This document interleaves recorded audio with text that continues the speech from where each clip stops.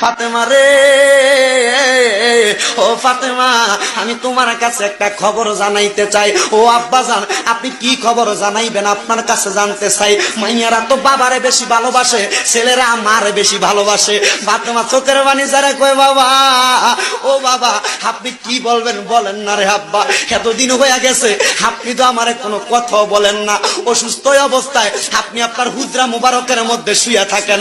আমার দয়াল নবী কয়, রে জগৎবাসী, আমি যখন অসুস্থ অবস্থায় আমার হুজরা মুবারকের মধ্যে শুয়েছিলাম, আমার আল্লাহর নবী বলেছেন, মা বাইনা বাইতি ওয়া মিনবারি রওজাতুম মির রিয়াদিল জান্নাহ। নবীর রওজা থেকে নবীর ঘর পর্যন্ত এটা জান্নাতের একটা টুকরা। এই জান্নাতের নাম হলো রিয়াদুল জান্নাহ।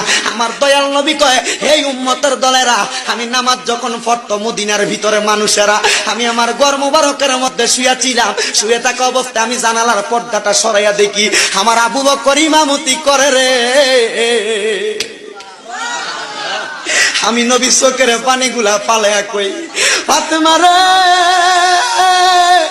আমি নবী তো এই ইসলামটার লাগা কষ্ট করছিলাম, দেখছুনি নামাজের সময় হইয়া গেছে রে। আমার মুসল্লিরা আমি নবীর অপেক্ষা না কইরা সময় চলে যায়, তারা নামাজ পড়তাছে। আমার দয়াল নবী আল্লাহর দরবারে হাত তুলা কয়, মাবুদ রে, ও দয়াল আল্লাহ, কিয়ামতের আগ পর্যন্ত আমার উম্মতেরা যদি এমন ভাবে নামাজ পড়ে রে, আমার উম্মত রে তুমি